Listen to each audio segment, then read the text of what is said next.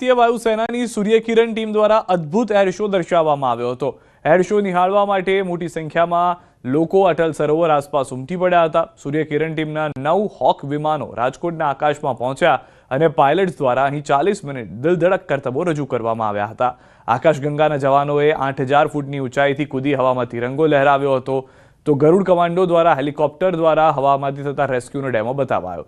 ભારતીય વાયુસેનાના 4 વિભાગોનું એકસાથે પ્રદર્શન એ ઐતિહાસિક ઘટના છે। અગાઉ પીએમ મોદીની હાજરીમાં કેવડિયામાં આ પ્રકારનો કાર્યક્રમ યોજાયો હતો। ત્યારબાદ મનપાના પ્રયાસોથી રાજકોટને આ અનોખા કાર્યક્રમની યજમાની કરવાનો મોકો મળ્યો।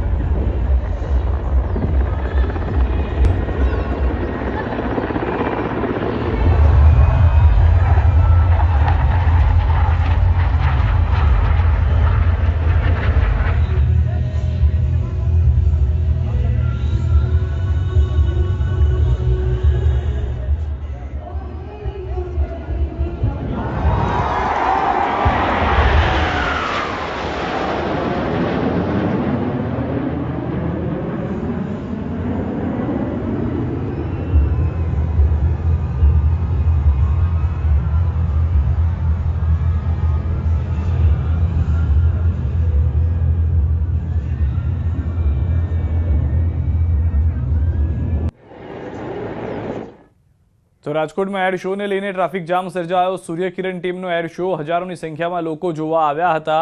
એર શો પૂર્ણ થયા બાદ લોકો જબરજસ્ત ટ્રાફિક જામમાં ફસાયા। અટલ સરોવરથી રાજકોટ શહેરમાં જવાના અનેક રસ્તાઓ હોવા છતાં તમામ રસ્તાઓ પર ટ્રાફિક જામના દ્રશ્યો સર્જાયા।